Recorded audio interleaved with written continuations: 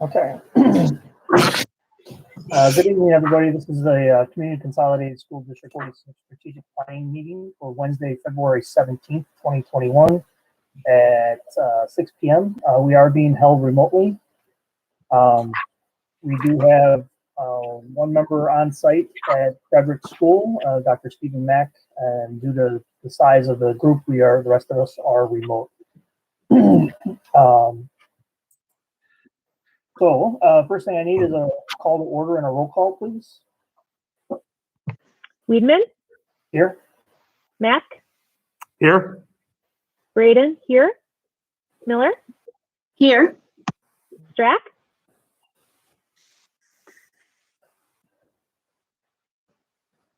I don't see Are we him on the list. Strack, Nash, and LaCroix? I assumed that LaCroix and Nash were also not here today. Right, LaCroix and Nash are both going to be absent. Okay, but we assume that Steven Strack is joining. Yes. Okay. Okay, so that establishes our quorum. Next will be Dr. Zvilka to continue on with the strategic planning discussion. All righty. Thank you very much, Mr. Weidman. Good evening, everyone. And it's so nice to see everybody back. We have almost 40 of us here on this Zoom call, which again, I think is a phenomenal testament to stakeholders in your district that here we are 3 weeks into this planning process, and we still have, we just crossed the 40 number officially. And that's just such a great attendance to have. So I want to thank you for your participation. This evening is kind of will be somewhat of what we'll call a milestone meeting. Our previous meetings, we've been working up toward getting some things down concrete. And hopefully by the end of today's meeting, we'll be that much further to having some things concrete. To give you an idea, we are approximately halfway or possibly just beyond halfway after today's meeting with this process, depending upon how things go. We've got a presentation to share with you as we've had. Some of it will be review, but as with the other sessions, the review will go a little bit quicker each time, only because we're going to be old family at this point, and we're starting to get very familiar with the different processes that we have in place. And as such, we won't need to spend as much time on those things. I'm going to go ahead and share the PowerPoint at this point, and hopefully we'll be able to see and document our process, our progress, I should say. Can you all see the presentation at this point? Yes, wonderful. All right. Well, moving right along, this is session 3, as we mentioned. And again, we're just pleased that you're hanging with us and continuing that commitment to see this process through. This is a process that cannot be done without you. And hopefully you're going to begin to see some of the fruits of your labors today and in the subsequent meetings that we have. I'm laying out the entire agenda for today, which actually looks busier on paper than it is in reality. But nonetheless, we're going to begin with just a brief review of the first couple of sessions that we've had. This is a process whereby we're trying to, help you develop a mindset for those things that are necessary and required for a district to develop a plan, a strategic plan that one can move forward on. We'll be talking about where we are with the mission. In fact, we've got a proposal to share with you today regarding that. We will talk with you about where we are with the vision. And then we're also going to turn our attention to a conversation about values, of which, again, I want to thank you in advance for sharing the information that you did by doing the value exercise that you did prior to this evening's meeting. We'll talk about that. Then we're going to have a small group activity where we've decided to keep you in the same groups that you've been in. And we'll share with you already that tonight will be the last night with your group. So if you have, developed those strong relationships with those in your group, Not to say that you may not be in their group next time, but since you're going to have some options to select from to determine your group for the next time that we meet, you may or may not be with some of the same people that you have in your group this time. So we're going to be working in the small groups that we have. We'll be creating value statements based on the values that you determined are the strongest values that you'd like to see in your district. Then we're going to turn a significant corner whereby we're going to quit talking about the mission, the vision, and values, and actually start talking about your district's current reality, where you are in 5 significant topical areas. Now, we're not going to address all 5 of those tonight. In fact, tonight, we're only going to address 2 of those areas, and that would be your district's communication and your district's technology. This will all be information, and we'll talk more about it as we get to that point in the agenda, that you'll be hearing information about where your district is today with the envisioning process, if you will, of thinking about where would you like to see in the future, so that you may have the opportunity to then begin to develop, give the district direction moving forward. So tonight will be communication and technology. We'll be talking about that. Next week, or the next time we meet, which will be 2 weeks from tonight, we'll be looking at curriculum, instruction and achievement, facilities, and finances, and delving into those. Take a look at reassigning our topical groups for our next session. We'll be asking you for some feedback. And then I also want to put out there at this time, as we had our pre-planning meeting, as we took a look at the calendar, I believe that you may have been commitment through March 31st, which would be actually 2 sessions from now. I shouldn't say there's a very good chance. There's a chance we may be finished by then. However, if we need to, we did put on the calendar, although it may not have been shared with you immediately, the possibility of April 14th, which would definitely be the end and last session if we even need it at that point. So just wanted to put that out there for you, for those of you who are very calendar centric. You could at least have it out there so that you know that may be a possibility for you in the future. And since you've been with the process as long as you've been, obviously would like to see it through to the very end. Rich, if you don't mind, if anybody has any thoughts, comments, or questions, please let me know. Otherwise, I'm going to just continue to move forward with what we've got on today's agenda. Very briefly, you can see our housekeeping guidelines are very abbreviated, and we're all getting familiar with those. So that's all we're going to say about those this evening. As far as our interaction is concerned, again, these are extremely abbreviated from previously because, again, we've heard this before. But again, you're all equals in the process. You have all done a really nice job of sharing and working together in your groups to provide the information and the feedback that we've needed to move forward. So with that, we are not only grateful, but ask that we, keep with that same approach as we continue forward. Beyond that, we say that there are no votes. Now, you may be saying, well, we kind of did vote on what our favorite, not our favorite, but what the beliefs were. This is true. And I want to just go ahead and give some clarity around that. We do that for the purpose of just going from big picture to smaller picture to, grandiose ideas to actual ideas for District 46.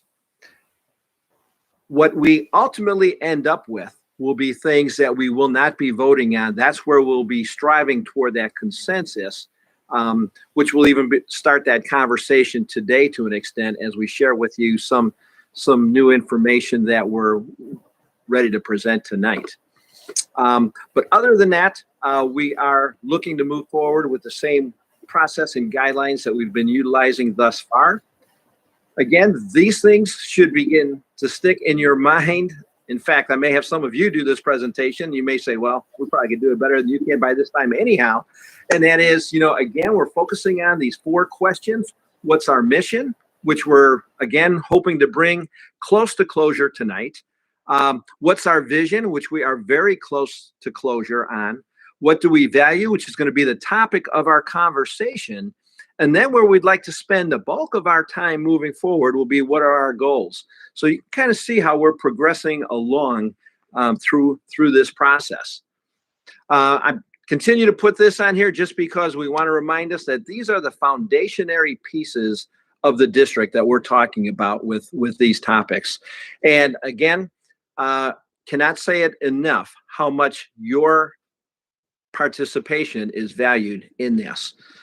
From here, district goals will emanate, the superintendent's goals, the building goals, teacher goals, student goals, all striving for that alignment that you would like to see throughout your district. This is what high-performing districts basically strive for, and that is that alignment where everyone is on the same page moving forward.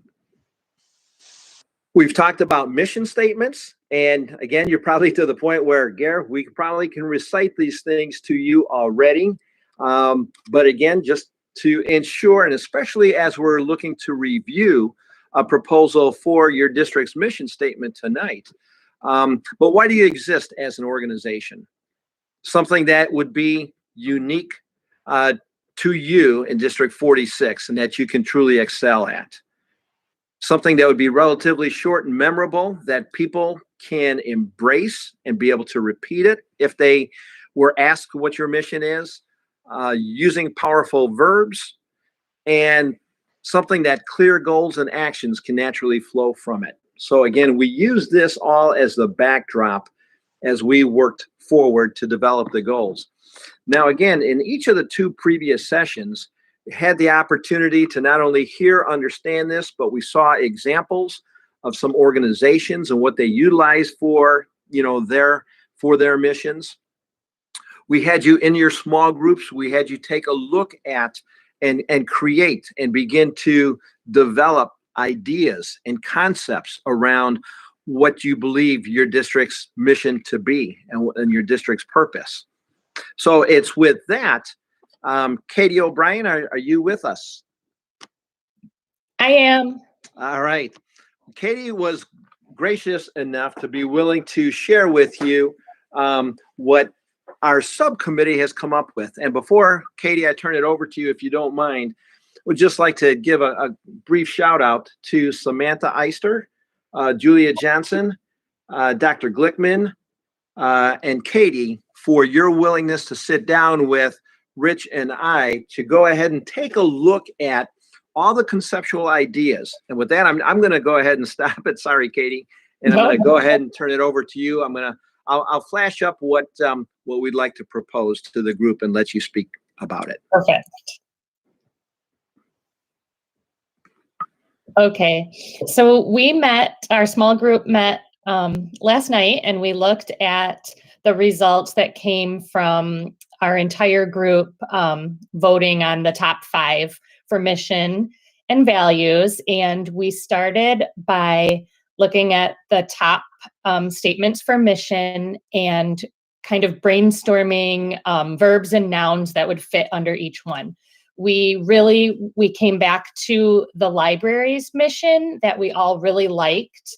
That was short, kind of hit on 3 verbs with nouns, and really wanted to kind of come up with something like that for our district. So after we did some brainstorming of some shorter phrases, more powerful phrases that would capture the longer sentences that we all liked the most, we thought about what 3 things were really important to D46 that have come up in our prior meetings. And we reflected that was students, the idea of diversity and equity, and community. So we brainstormed some more, keeping those 3 in mind, and that is how we came to empowering learners, creating equity, and cultivating community. All right, nicely done, Katie. Thank you. You're Now, welcome. Now, keep in mind, these are the things that, again, why does our organization exist? Why does D46, in the business of what they do? And when you take a look at this, I'm going to ask you so you can answer for yourselves. Does it address that question?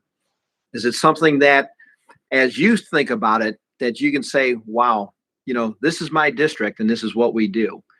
And granted, may not be completely there yet, but if we can all embrace this as the work that we do, you come to a point where that is who you become. And that's ideally what the goal is in creating a mission statement that, as stakeholders of this district, whether you be a teacher, a parent, a student, a board member, or an administrator, that you can embrace this and say, this is what we're about in D46. Okay, so now you may be wondering, what's the next step with this? Are we finished? Actually, at the end of tonight's session, created a form that we'd like you to complete, and we've left an open-ended spot for you to comment on this mission statement. So if you don't mind, it should be somewhat memorable. I believe we do have it on the form that we're going to ask you to provide the feedback to us from. But I would ask, as you do this, that you keep in mind the process as well that we've taken thus far to get to this point. When you talk about the concepts that have been introduced, the ideas, and so on, in this day and age, it's easy to be a critic. And it's much more challenging to be a constructive reader and someone who can provide that feedback that we'd be looking for. So with that, again, Rich, I'm going to ask you to take a look and see if anybody has any comments or questions, or anybody else from our subcommittee, but anybody else have anything they'd like to share, either about the process or about the statement that we've proposed? Yeah, I would love to state something, Gary. Thank you. So we were really purposeful about wanting to share this drafted statement at the beginning of the meeting so that you could think on it throughout the meeting and then give feedback at the end. Absolutely, this statement will be on the feedback form at the end, but it might not be a bad idea if you have a piece of paper, just jot this down so you can kind of look at it once in a while. And the other piece I would share with you is that we were purposeful about thinking, what are the three concepts that we want to really bring forth? And what do we think are the most powerful verbs that we can come up with? So I love for people to really pay attention to those verbs, because as you're thinking through feedback, if you have a different verb that you would like to propose, that would be a great place for us to gather that feedback. Thank you, Dr. Glickman. The other piece is, all of you have a view this from. Again, as parents, is this what you'd like your school to be known for? One that empowers learners, that creates equity. Again, as board members, is this what you'd like to base the decisions that you make moving forward on? So it's those different lenses. As teachers, is this something that you can embrace and truly lead in your classrooms as you go ahead and move forward? So again, this isn't going to become a mission statement that is just going to neatly fit on a poster, stuck on a wall, and then forgotten about. This is going to be something that hopefully will become a living, breathing statement that all of you can refer to and remind yourselves of. I mean, as funny as it sounds, I would even say you wake up in the morning, you roll up your sleeves, and today I'm going to go to work and empower learners, create equity, and cultivate community. I know that sounds corny. Some of that's just me. I'm sorry. But at the same time, when you're looking at what's that reason that we get up and do what we do, these would be the reasons. So, so again, any other comments from anybody else? Okay, because like I said, we'll have a chance to revisit that. We'd be interested in whatever feedback that you'd like to share with us. So that's where we are at this point regarding the mission statement. And again, you may be saying, wow, that looks like a short phrase, but again, it's through all of your efforts that we've gotten this far. So again, thank you for that. You're going to hear us say that over and over again, because the time and energy that you've spent in your groups and in these sessions has not gone unnoticed, believe us. So with that, we're going to be utilizing the same breakout groups. And this slide is just to remind us of the groups that we're in. It's no different than the groups that you were in before, because we're still going to have a little bit more group work to do tonight. So our next question is, so where are we on the vision statement? Well, again, we've got great data on where we are vision statement wise, that we can actually envision it. Envisioning exercise that we went through where Jane Pauley came to our school and, went to certain places. What do we want that to look like? That will all become part of the vision statement. We held off as a group in actually we felt very strongly about the mission statement that was developed. We wanted to share that with you.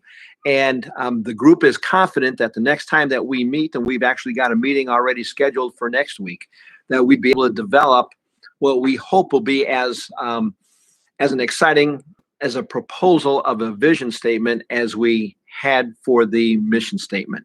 Again, we'd like it to be as audacious and descriptive and future focused as possible. But again, those are the components that we're looking to incorporate into that. So that brings us then, sorry, don't mean to make anybody motion sickness. So that brings us to our topic of the day. And our topic of the day today is values. Now, you all went through or had the opportunity to go through, and many of you took advantage of that, to take a look at values that we proposed and shared with you via the Google form that you had to take a look at.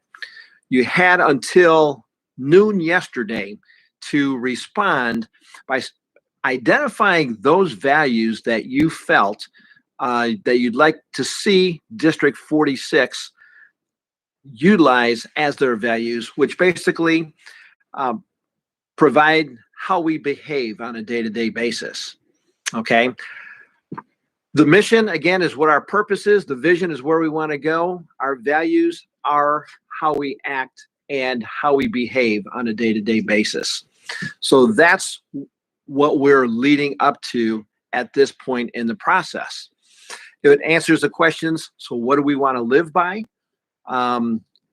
They should be relatively few in number. Now, again, the list that we gave you, we provided, I believe there are 48 different values that were on that list.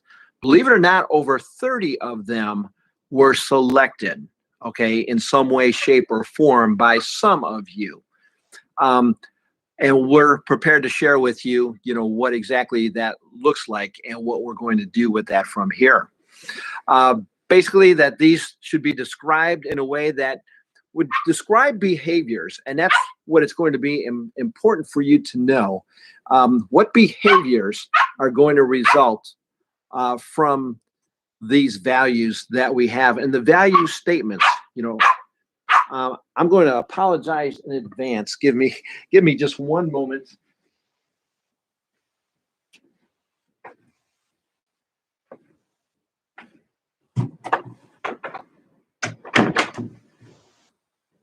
My apologies. My, man's best friend came to visit me and wanted to share in the meeting with us today. We'd like to see actually that we do and demonstrate in our district. Basically, that they need to be consistently acted at some point. If you can envision with all the work that we're all doing, your district will have a mission statement. It'll have a vision statement. It'll have these values listed to the point where anybody in your district should be able to come up and say, wow, this is what they do. And it it basically will hold us accountable for the actions that we do, because these are the things that we're saying that we truly do value. Okay, so again, we'll share those with you in just a moment. And then the goal always is hopefully then that people's personal values will also then be in line with the values of the district, okay, or the organization. What that means is, and actually in practice, it's not unusual going through a hiring practice. If your district is looking to hire new staff members, for example, or even administrators, et cetera, to share with them not only what your district's mission and vision is, that to make sure that they can embrace those, but you share with them the values and make sure that they're consistent with values that they can not only support, but that they demonstrate in their day-to-day actions as well. Okay, so we're forming this now as we go, as opposed to, you know, obviously you're all stakeholders, but you're the ones who provided the input as to what you believe to be the values in your district, at least those that you would like to see moving forward. So the next slide will show you the response that we had. We had 32 out of just under 50 of you respond to this. So it's about 3/5, 60% responded to the survey. And we had the largest group are employees of the district, but then parents were the second largest group. Board members and community members. Board members are community members, and I know some of your employees as well as some of the parents are also community members. But just to kind of give us some breakdown as to how people responded, where they were coming from, which hat they were wearing as they completed the survey. So again, you had 48 different values to take a look at, and here's how they fell. Now, don't worry about not being able to read the small writing there, because we'll have a chance to see this, you know, a little bit more up close and personal. But we share this slide with you. You know, one of the things that we pride ourselves in as a firm is that we utilize the data that we collect and share it with you in hopefully what will be viewed as meaningful ways. So what you see there is a bar graph, and you see a line there that's called a Pareto line. And what that does is it shows you basically which of those items that are on the left of that line are those that are embraced by the clear majority of the people who participated in the survey. Those to the right are still great ideas, but they're not ones that, again, that the majority felt were the most significant values that you'd like to see demonstrated on a regular basis in your district. So that's kind of what that line shows, is how those fell. You'll see to the left of your line, there are basically 8 different values that are shown. I'm sorry, 9 different values that are shown there. So it's those 9 values that we're going to take a look at more closely. This was the actual ranking of all 48. And again, we said that there were about 30 of them that were responded to, which would make about 18 of them that nobody felt that were significant values that you'd like to see practiced in a district. Not that they're bad values, they aren't, but just what would you like to make sure that your district demonstrates as far as behaviors are concerned? So this actually then is what was identified then. These were the top 9 areas that were identified, the top 9 values that this activity resulted in. And hopefully you can see the print on these a little bit better. Interestingly enough, the top value that was identified is creativity, open to the discovery of new knowledge and innovation. Okay, that's very interesting, and that says a lot for a district and for the people in the district to see that as one of the primary values that they'd like to see practiced in your district. Creativity, belonging is the second one that was identified most as just being accepted and liked by those in the district. Community is the third. Personal growth is the fourth one. Achievement.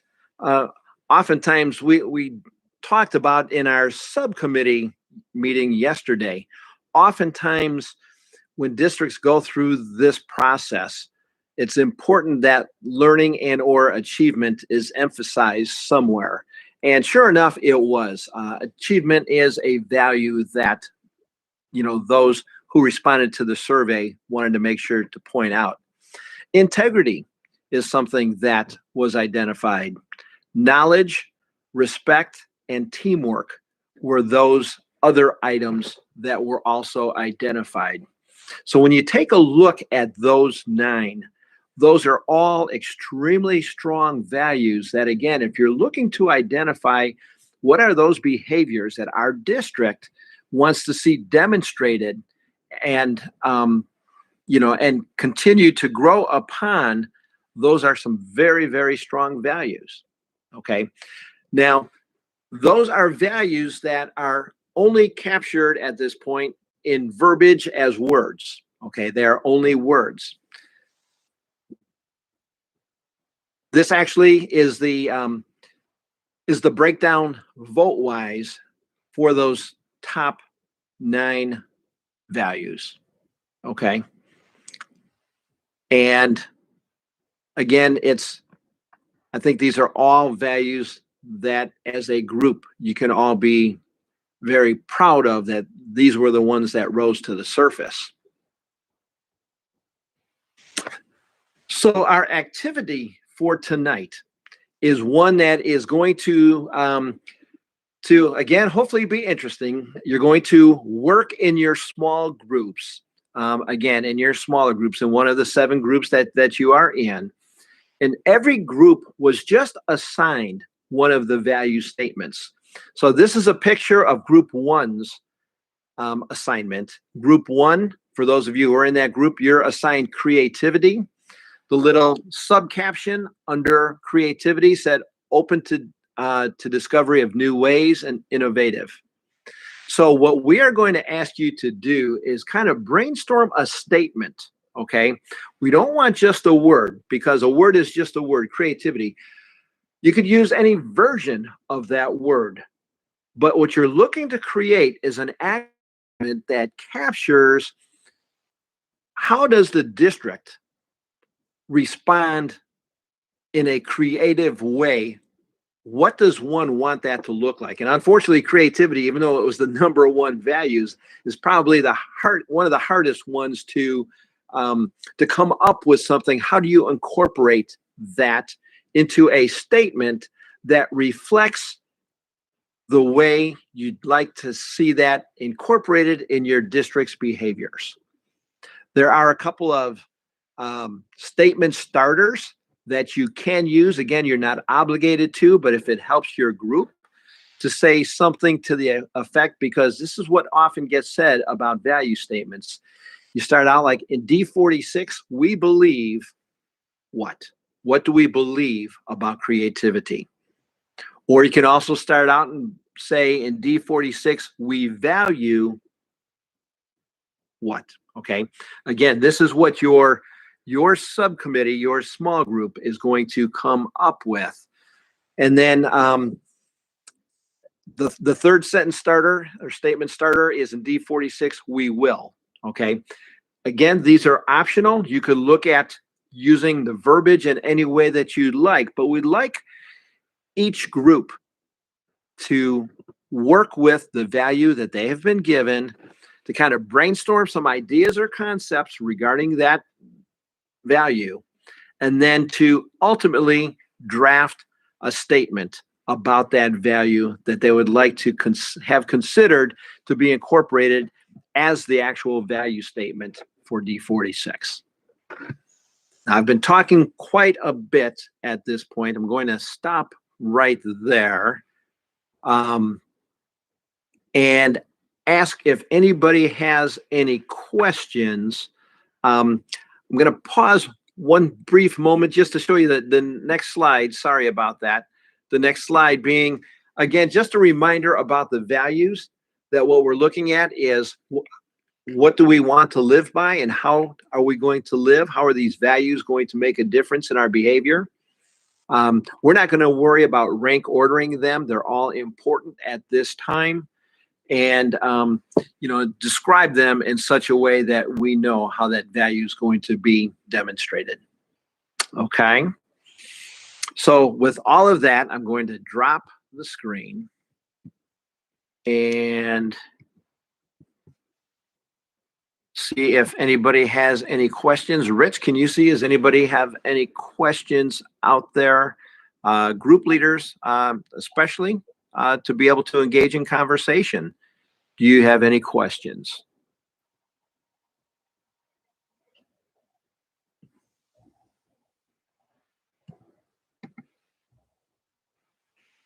Okay, at this point, none. We'd like to give you 25 minutes, but within that, would also like you to, if you don't mind, take a 5.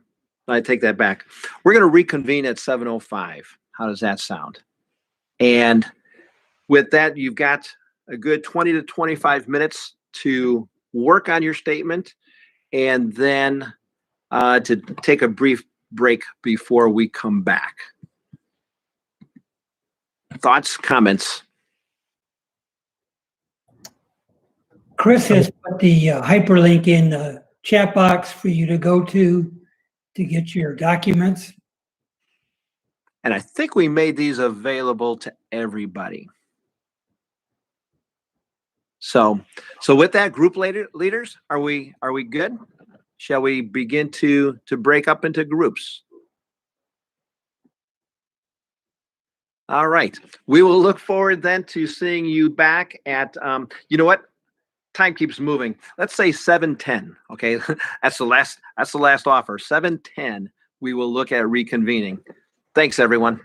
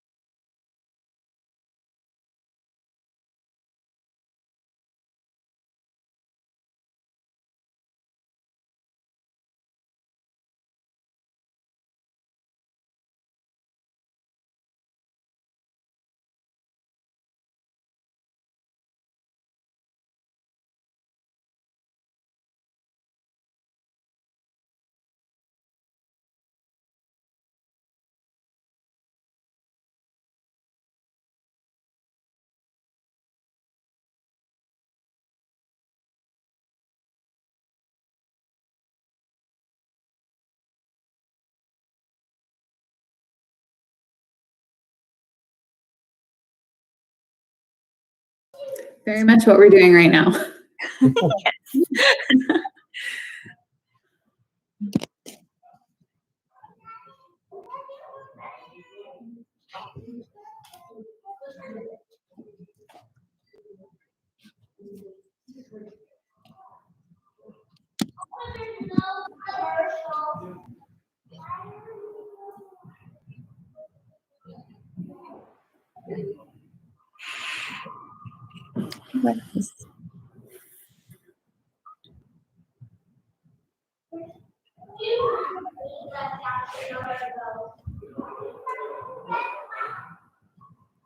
I guess to some extent, if going back to what I start with, that first thing that I started with is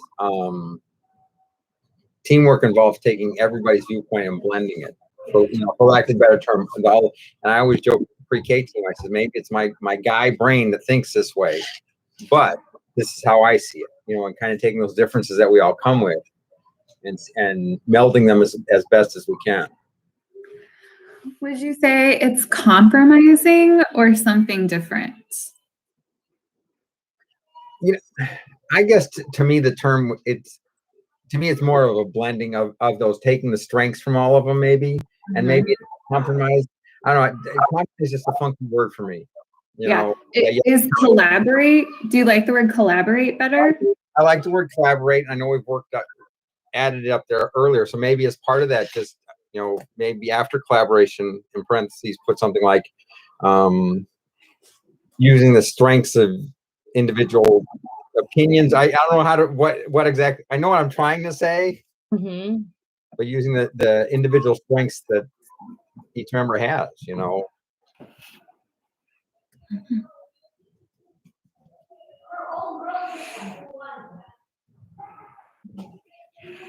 Would it be like looking at the problem through everyone's own perspective and then trying to, I don't know, I'm listening to you, but meld, I get it. Understanding their viewpoint and then moving forward with that, right? Because I think if you take everybody's viewpoint and from a teacher standpoint, then you're more likely to meet the needs of most, if not all, your students. We all do see things in a different manner. Our experiences, who we are, how we came to this position, and many of our kids, some of the kids are going to come a relatively same route that you took, but a lot of the kids are going to come a different route, and maybe somebody on your team has come down a similar route. And so then you take those viewpoints and say, okay, how will this work for the most involved? Sure. Without leaving anybody back behind. Well, I think as a team, you have to be able to see the bigger picture.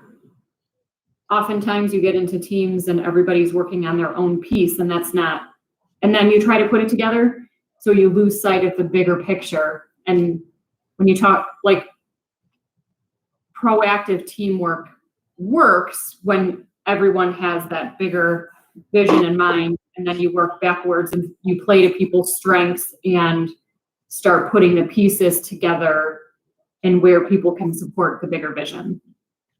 And I like the term proactive. It's a great way to look at it.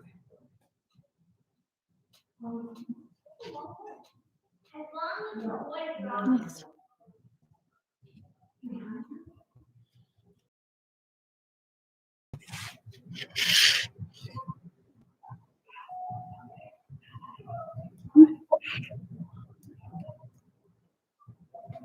Should we try to turn all of that into a sentence or a statement?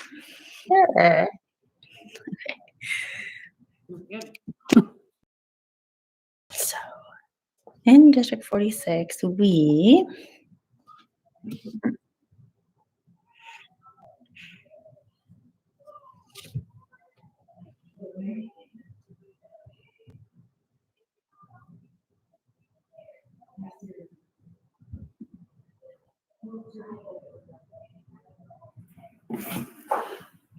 I like the we value start, but I think we will is stronger. Okay. Yeah, and I look at them.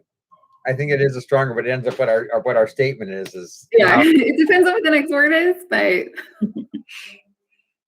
I'm gonna put them all, and then when we see what the rest is, we can delete. That works.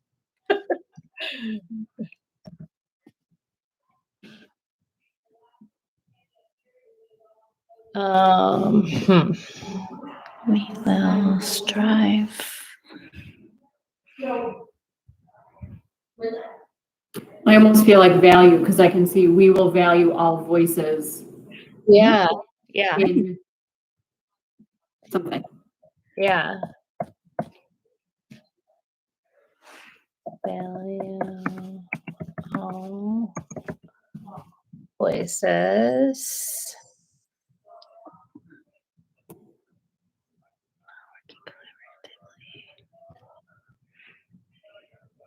And I was thinking as we were reading it, almost a little tweak on the terminology, only because like I really like that proactive and that that collaboration. Almost in D46, we proactively value a value, but now that I say it, it doesn't flow as well as I thought, as it did in my mind. But we value something like that proactive collaboration where all voices are heard. would you want something?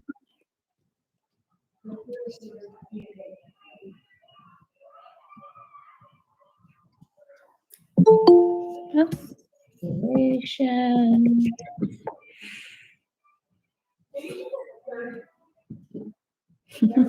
Hello. And how about something like if we could somehow add some toward a common goal or like for what we're working toward? Mhm.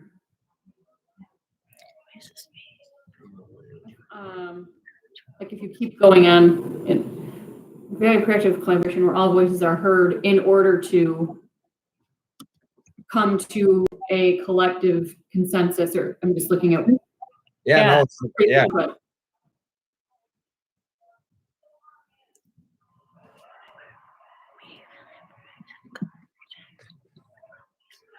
Based on the ideas that you've all brainstormed, I don't want to interrupt this conversation. You guys are doing great. Anybody have any questions? No. No. Awesome. Good job. Yeah.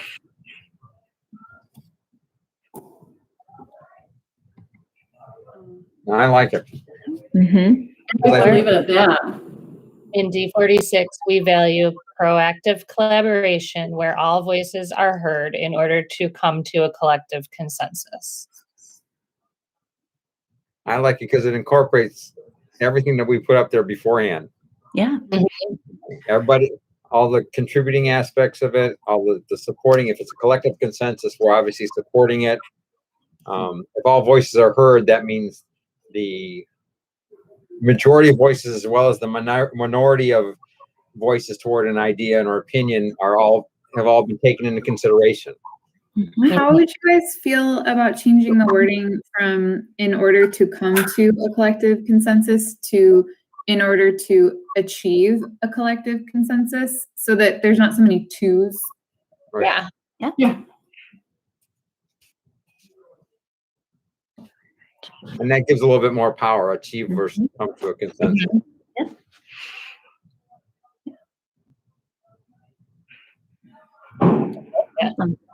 Me too. Solid goal statement right there. Oh, look, there's extra credit down here. Oh my gosh. We're on a roll now, man. So my question, how many of the other groups can see? Respectful and community. Right. And have a preference? Whoa, someone might be doing respectful.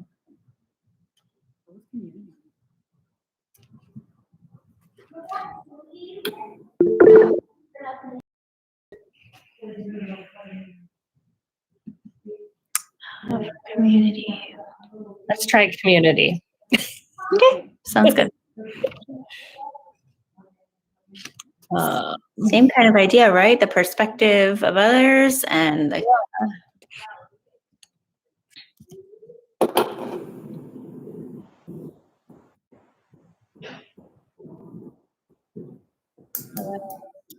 Working together, collaborative. Mhm.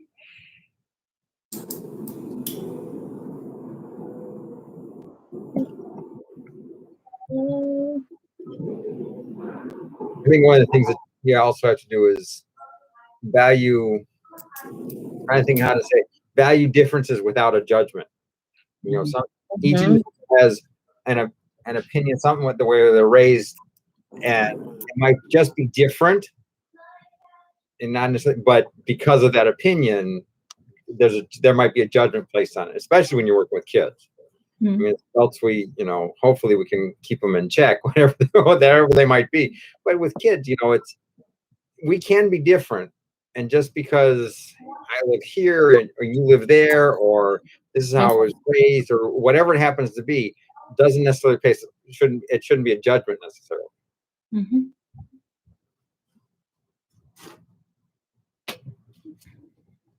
I think I would say something about making sure to, I'm going to say, incorporate community voice. Mhm. And are you saying the community outside of the school, right? Yeah. I think districts oftentimes, like, they put stuff out there to the community to say that they did, but they don't necessarily take it and use it. Mhm. I think look at community partnerships or partnerships within a community of this, wherever your school is located. You want that backing, from them. Right. And that comes when you bring that in. Yeah.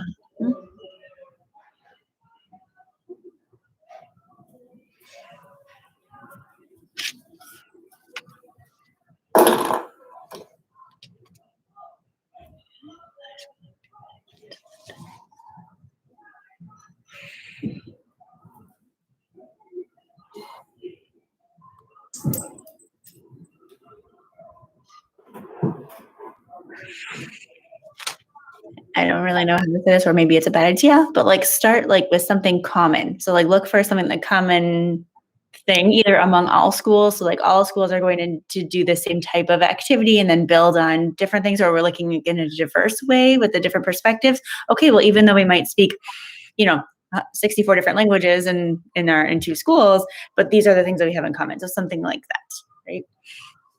Yeah, I like that.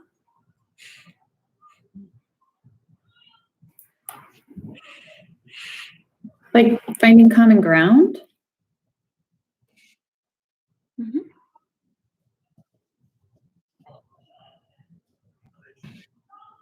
Especially, and once again, this is based on my personal experience in this. Every pre-K class comes out of Prairie View, and yet we have students who are at every other building in the district. So, for us, preparing kids to enter kindergarten, at this time of the year, usually I'm on a phone or a meeting with a kindergarten teacher or touch base, say, okay, I got such kids coming your way. And at Woodview, it's handled this way. At Meadowview, it's this way. At Park, it's a completely different animal because they go all the way up to 8th grade. That common ground is, I think, as a pre-K teacher, is huge. As I'm sending kids on to kindergarten, what are some things that I can do within my curriculum at the pre-K level that will be the same no matter what school they go to? Mhm. Obviously, there's going to be differences. That's just the nature of having more than one person in a classroom, But how do we provide the most common thing for them? So that common ground definitely makes Shared resources, like that we like literally share like physical space every day, like while we live our lives. No. And as you bring that up, once again, the way my brain works, that to me, that goes back to community partnerships. For example, just for sake of discussion, if we're talking about, like, at our level, we're talking about, let's say, the basics of nutrition or something like that, we might say, okay, when we go to the trees, they have ice cream which is made from milk, where some kids may not have been there. But if you built a community partnership with them, maybe they'll do a little mini field trip, at their shop or something like that, or can show you some background. That's then an activity that can be high. That local business has bought into the school system, provided some resources.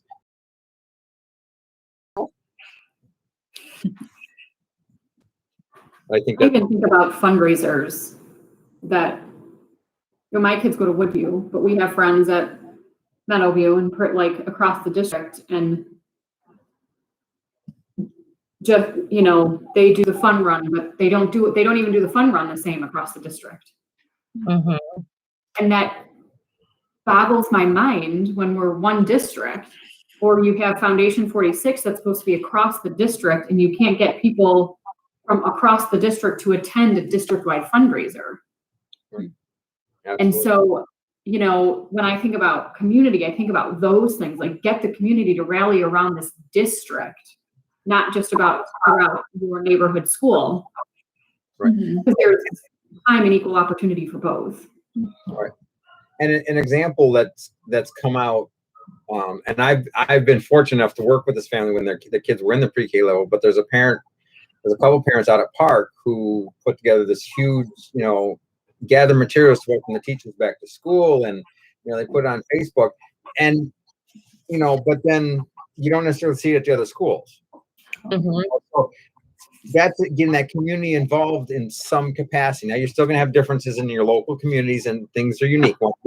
Park's a perfect example. That's a walk to school, versus a busing. So, and I'm at Prairie View, so it's hard to do stuff on our property because Route 120's there. We're not crossing 120 to go across the street.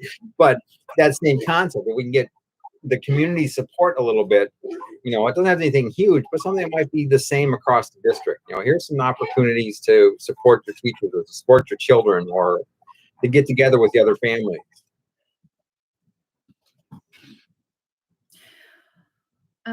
Whenever I think about community, I also always think about community service to try and get people involved with the community in other ways, to give back to a community that supports them. I don't know how you'd wrap that in, but it's just an idea. Yeah. And that's one of those things. Like I know at Prairie View, we had the gardens in the background, the outdoor classrooms, and if you can get community service, so some of your families volunteer to come in over the summer and help tend to the gardens. That'd be a perfect community service. Or they come and pick weeds, or they decorate the school for something. Mhm. Or adopt a part of the highway. I know at one point in time years ago, Prairie View actually adopted the stretch of. There's something that could be like a project for the district, and each school could have like its own part in working toward that's cool. the big project. That goes right back to the team. And that's the whole, yeah. Yep, absolutely. And I could be wrong at this, but when I teach with the little kids, so much of my work is with the families. Kids that come through, it's the first time the parents have heard about their son or daughter having some form of a disability. For the kids that come through that have that, and you're supporting them there, and then some kids are doing well, and then something happens. To me, I have no idea what my dog's barking. Yeah, it almost seems like there's more of that support for the families, as well as reciprocated back to teachers. I think that gets lost as the kids get older. I'm thinking of my own experiences when I have taught older grades. If there's some way to take that energy that's at that beginning stages on sides and funnel it up, versus trickle down, trickle it up, spray it power on term. Right. Do we dare write a statement? Yeah, let's start it. This one's a little harder. I know. Maybe that's why it's extra credit. Right? Now, what do we get for our extra credit? We get out early.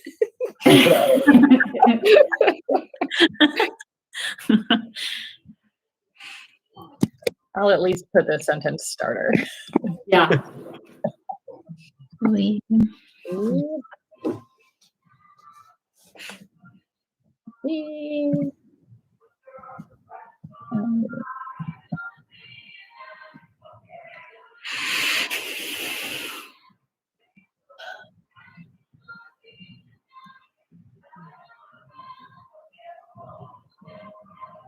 how about, I could be way off base, or this could be too big.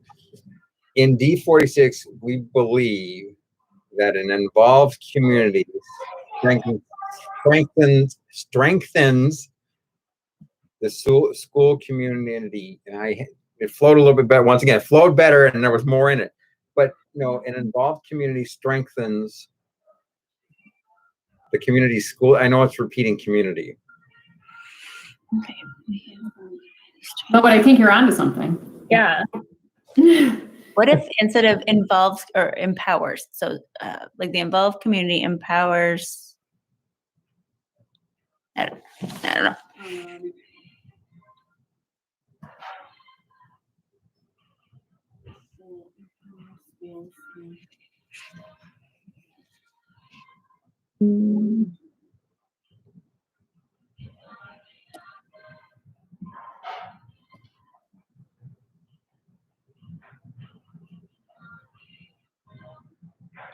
Involved community.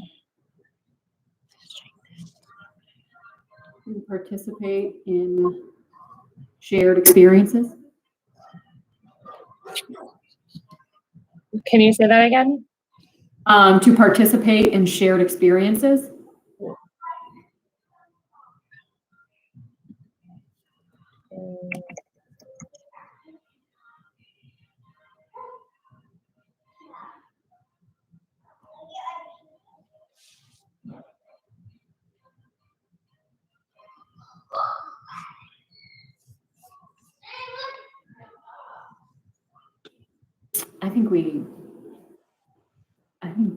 What do I think? I feel like I want to say more, but I don't know what it is. I know. Mhm.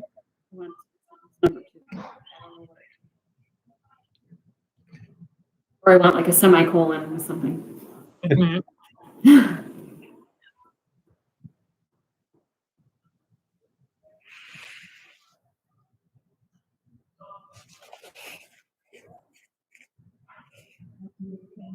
I think we have to go back though too. What time are we supposed to go back? We have about a minute. Yeah, So that's okay. We started it. exactly. The idea is calling. All right. Perfect. Thank you. All right. Susan, I'll stop the recording.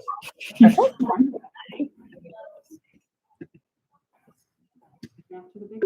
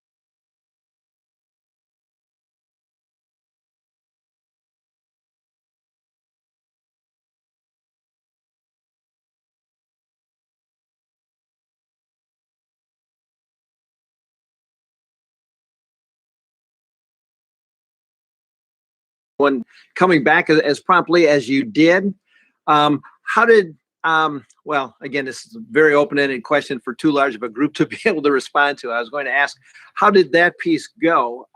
That's more rhetorical. I'm not asking for responses necessarily. But would there be some value at this point to asking, Chris, can you get the document up for us to take a look at and see where we've left things at this point regarding the value statements? I'll go ahead and say I was part of a couple of groups that, weren't completely done yet. And one of the things that we're prepared to offer and or suggest is an opportunity to go back to these a little bit later this evening. Group one, would somebody from group one care to share what they've come up with for creativity? Group one. Yeah, I will be sharing for group one. So I'll start with our draft value statement, which we really liked. We came up with in D46, we foster creativity through wonder, imagination, and powerful questions that lead us to discover innovative opportunities and solutions. And how we came to this was, we were looking at it from everybody's perspective, students, staff, parents, community members, what it means to be creative. And you can see some of our brainstorming ideas there about, alternative ways to demonstrate that something. It doesn't have to just be one way. That, we can all figure it out. If there's a problem, we can figure it out together, that maybe we don't have the solution yet, but that we will eventually get there. And some other words that we were brainstorming. But we tried to encompass both opportunities as well as problem solving. We didn't want to limit ourselves to just problem solving, but really kind of asking questions and being open to opportunities and solutions. Sure. Okay, boy, nice start. Why don't we go on to group two? Yes, this is Stacy from group two, and our value was belonging, as you can see, and we really honed in on the words of being accepted, included by others, not necessarily just liked by other people, but feeling liked by the community. Inclusion came to mind again, and then like the previous group, we came up with the word foster as far as a strong verb, and embracing individuality and being connected with both the school and the community, and the school being a place where you can be yourself. So we put all that together and we came up with, in D46, we foster a sense of belonging that embraces individuality. Okay. Wow, very good. Moving along, number three. Yeah, hi, thank you. Wow, those are two tough acts to follow. Both of those statements were really fantastic, I thought. So our value was personal growth. We approached it from the perspective of connecting it back to the mission statement, as well as identifying D46's role in personal growth. So our statement is actually two statements, and it reads, in D46, we believe that personal growth is an integral part of empowering learners. Our responsibility is to inspire, motivate, and provide the opportunities that lead to maximizing personal growth. Wow. Are you guys sure you haven't gone through this exercise before? I mean, everyone's done such a really, really nice job with what you have shared thus far. Very good. Let's go on to number four. We have knowledge, and we talked about how the word knowledge itself kind of seemed like a definitive end goal, and so we like adding in continuous learning and stuff in there, so that it seemed like we weren't trying to have a means to an end. So then we kind of talked about the different types of knowledge or continuous learning that we would like to see. So we started out with one, and then so that top one doesn't really need to probably be there anymore, that we were using that one to kind of work off of. So we came up with D45 believes in maximizing student engagement in fostering critical thinking skills that lead to lifelong learning and the development of global thinking. Wow. Okay.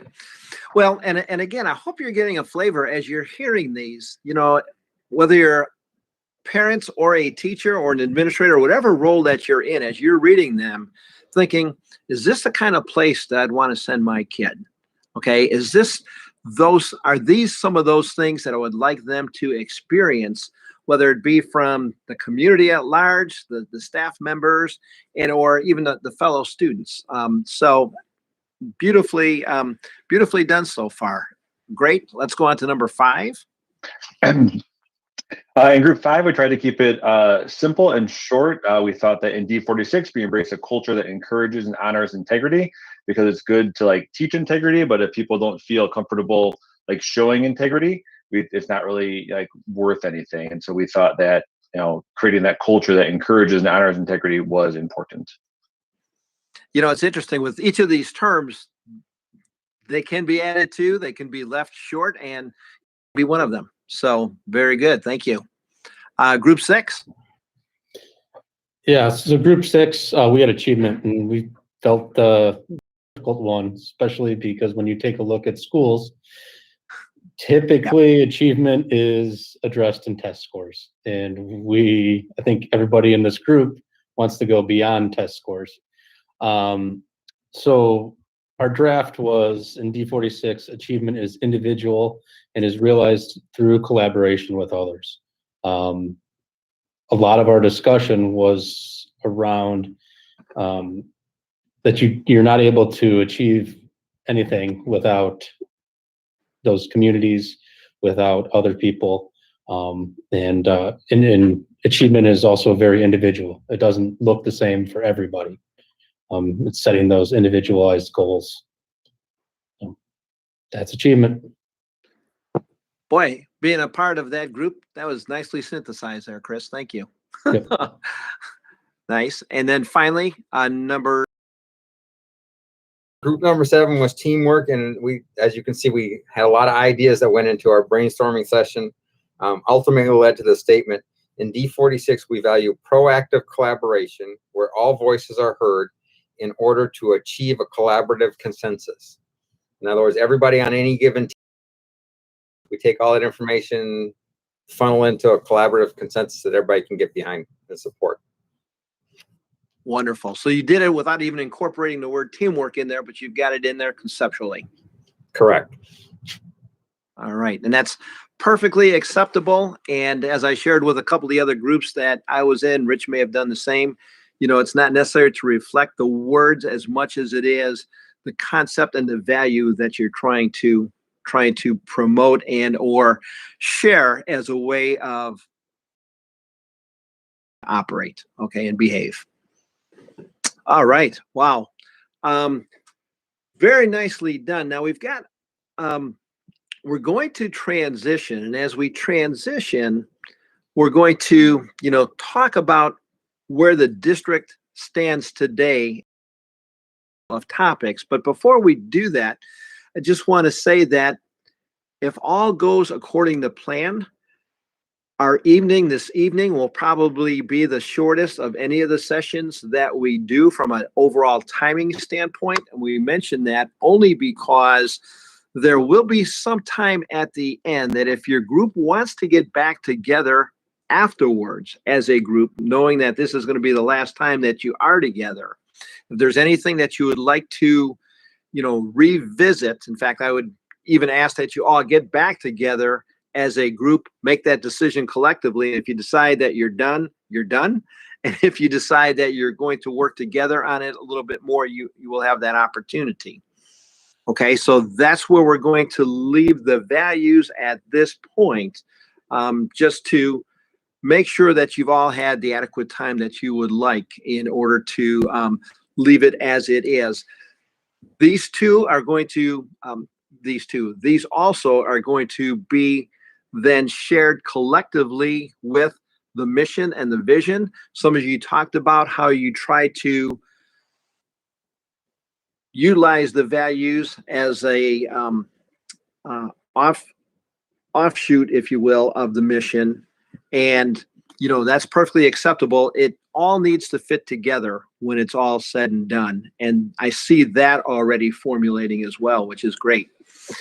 So with that, like I said, the next big chunk, if you will, looking at chunking this between mission, vision, values, is the current reality piece. And so we've asked Dr. Glickman and one of our other staff members who's been very instrumental in setting us up here, and that's Chris Vipond, are both going to present on two different topics. We're going to have Dr. Glickman talk about communication, and this will be one of the areas that, as we're all listening to this, as well as the other 4 areas, okay, that being communication and technology, which we'll be hearing tonight. But then next time we meet, it will be curriculum, instruction, and achievement.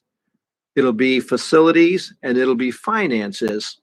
We're going to ask you at the end of tonight, even though you will not have heard all of the presentations, to think about which of those 5 topical areas you would like to be on a group for the final sessions with. In other words, we're going to be then zeroing in on those based on some of this initial information that we get from those presenting on those topics, and then, you know, getting the groups together to further discuss them, and then ultimately develop some goals as it relates to those areas. Okay, again, a lot of verbiage, I apologize. But with that, are we ready then to transition? Dr. Glickman, I know you're out there somewhere. I'm right here. I also see that Christy Miller had a question. Okay, great. Could you just quickly tell me the 5 areas again? I just want to think about them more carefully. Sure, Would you mind absolutely. repeating? And they will be on the you'll be getting a form at the end with the 5 areas listed. But the 5 areas, again, that tonight you'll be hearing about communication and technology. Those are 2 of the 5 areas. Okay, the other 3 in a nutshell will be curriculum and instruction, facilities, and finances. Great, thank you. You're welcome. All right, we are ready to go. I think Chris Vipond is going to be putting the slideshow up for me, I believe. While he's doing that, Gary, I just have a question for you. Am I taking questions? Am I taking questions at the end? If you're comfortable doing so, sure. Oh, people can ask me whatever they want. Yeah, so I just wanted to know. Okay. That'll be fine. Fantastic. All right. So, Chris, I'm actually going to ask you to hang on this slide for a few minutes as I talk about it, because although I'm here to talk with you about communications, I wanted to maybe provide a little bit of a header for all of our presentations, because as I was putting this presentation together, I was thinking about a theme that I think will in some way run through all of the presentations. And I say this without having created or seen any of the other presentations. It's just my knowledge of the district, which is that I imagine that all of our presenters in one way or another will hit on the topic of what we are proud to be able to do in our school district with limited resources. And sometimes you may hear us talk about limited financial resources, human resources or human capital, and that feeds very directly into our state of communications, because you're going to hear me speak with pride about what we have been able to do while acknowledging that we're doing it with not that many people involved in the responsibility for it. Slide, please. So when we speak about our district communications, of course, we have to talk about our platforms. And Chris, if you could just click the link to the website, because it only makes sense to start by talking about our website. So obviously, we are not going to do a deep dive into our website right now. I'm sure everybody has seen it. Maybe, Chris, you can just kind of scroll us down a little bit. But, you know, it's filled with information. Lots of district-wide information. It goes into community information as well, various ways to get to information, and of course it links to building websites as well. All right, and if we can go back to the slide, please. So what I want to point out to you is that this website, nope, same, next slide, thank you. This website was created by our webmaster / media relations specialist, this one person, who built it from scratch. So this is a hand-built website. And that webmaster / media relations specialist is actually a webmaster / media relations specialist / technology back-end support, let's put it, because she also does clerical support and financial support for the technology department. It is a hand-coded website, so she has to put in all of the, anytime anyone wants to add something to the website, you're all familiar with that. I imagine everyone on this screen, or just about everyone, either gets emails, robocalls, or texts, or 2 or 3 of those anytime we have a district-wide announcement. I want to share that even though our goal isn't to dwell on what the last 12 months has brought us, there are some reasons to talk about the last 12 months when we talk about communications. And particularly when we talk about this, because I recently did a count, and over the past 12 months, and it was about 12 months ago that we started communicating about, hey, there's this virus out there that we need to start thinking about. We started talking about that 12 months ago. Since that time, we have pushed out between 60 and 65 emails, calls, and texts through Infinite Campus to our community. I want to pause here for a moment and talk about who's involved in that. So every time we do one of those, the email comes from me. I say that it comes from me. It doesn't necessarily mean that I write all of it. I have various people who help feed it. So for example, anytime you see anything that has to do with food service, feed it, food service, sorry, that came together. Our director, our CSBO who works with our food service folks sends me things. So people send things in, but I put it all together as a communication. Then Stephanie, Dr. Diaz, our director of English learners, she translates it all into Spanish. Then we have Leslie, who I spoke about earlier, putting it up on the website. And then Brandon, who's in charge of Infinite Campus, he sends the whole thing out to you via an email, or you get a call or a text that says check the website. We've gotten a lot of positive feedback lately about how much information has gone out that way in the past year. Then there's Constant Contact, which is another tool that we can use. I'm going to share with you that it's not currently in use. It was being used by our schools to, similar to Infinite Campus, share out information. The difference is that Constant Contact is an opt-in tool, so families had to sign up for it. And what our schools were finding is that families weren't signing up for it, and then they weren't getting the information.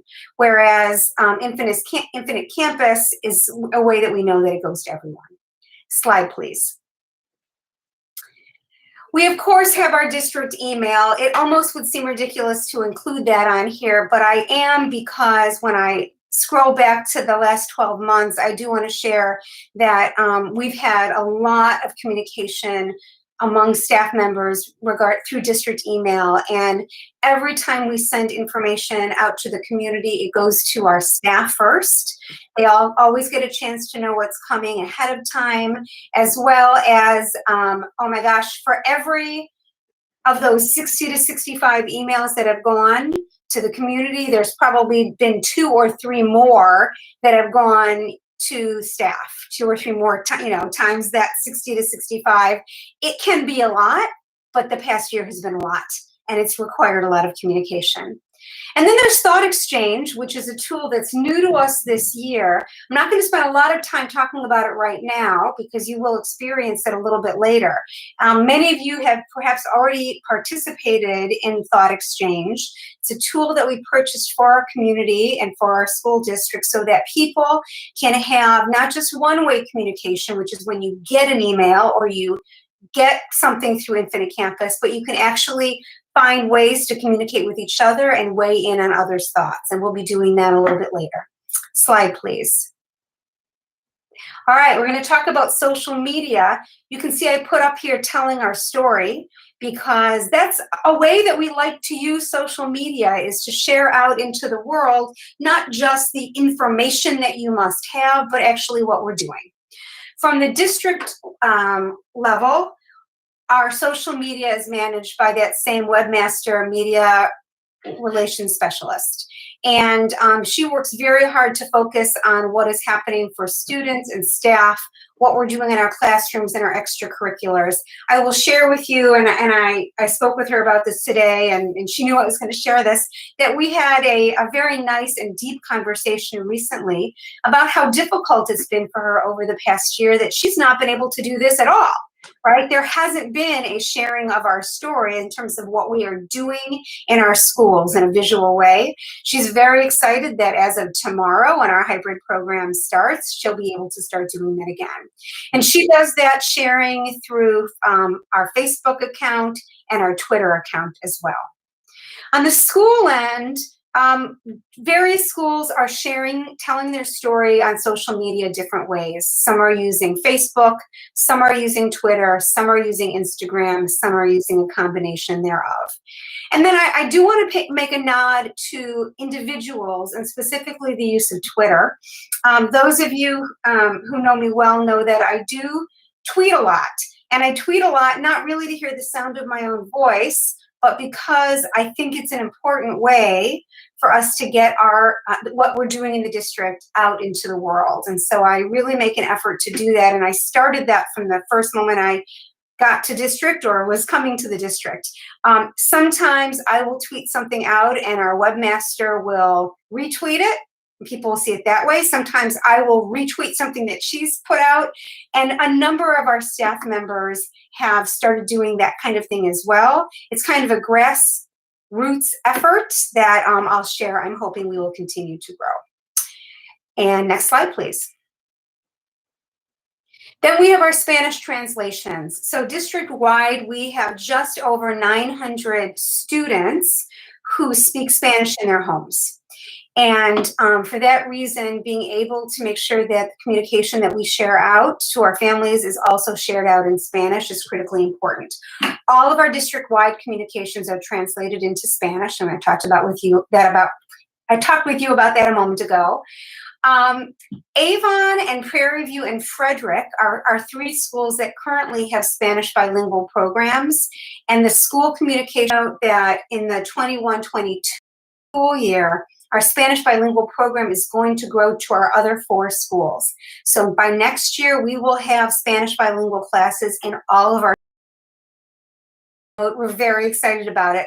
I'm mentioning it now because we will have to figure out a way to expand our Spanish translations into those schools. Next slide, please.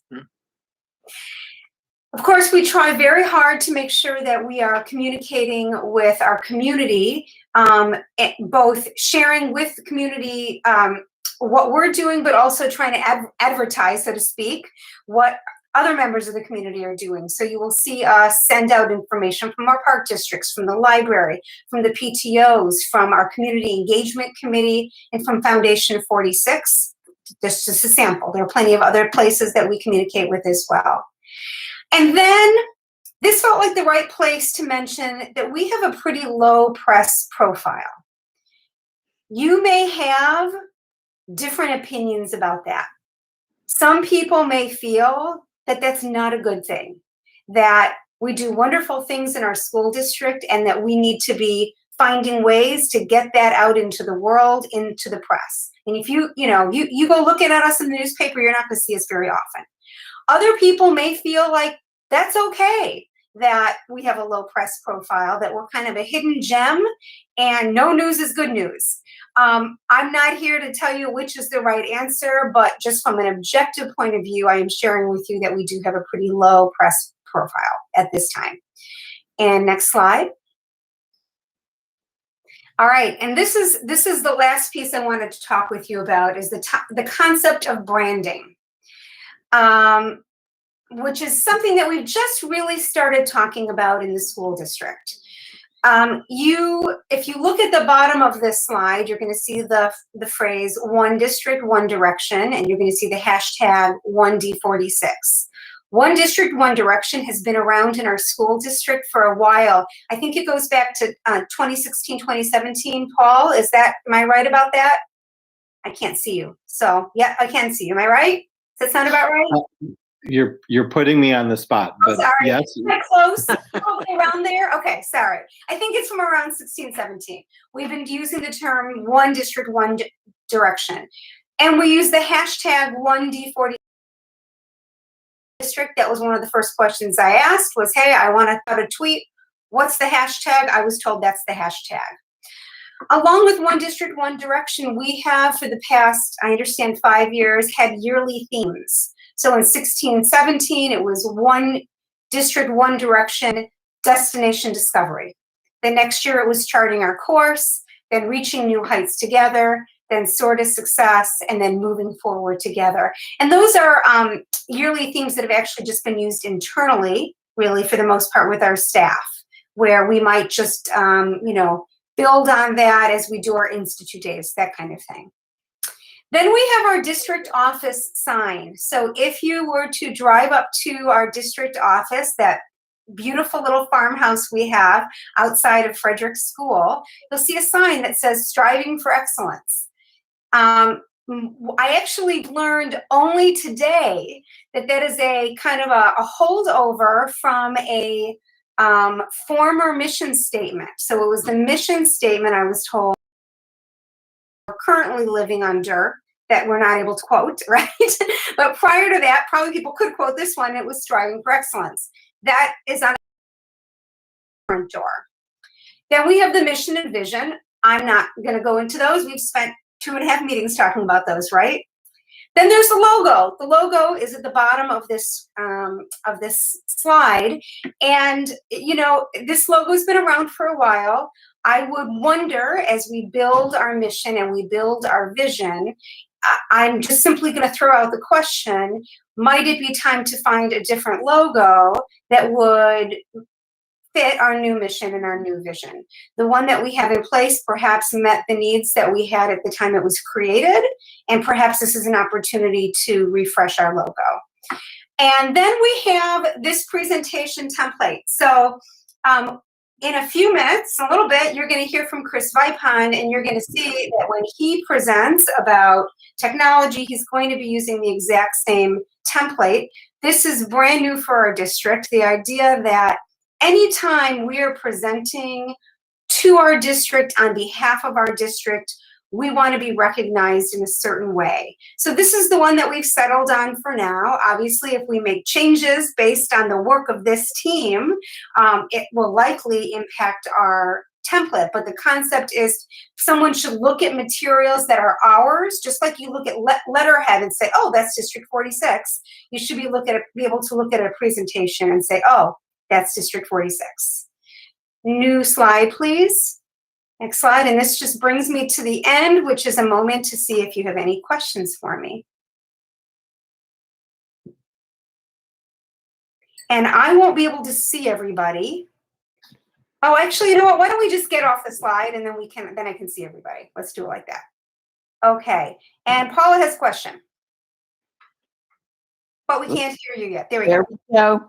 I found the microphone. So am I to understand that all the buildings are going to teach Spanish?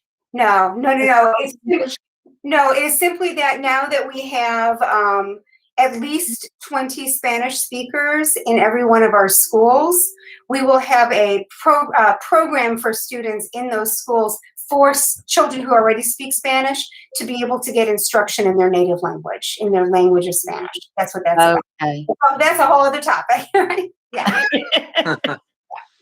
All right. Other questions? Yeah.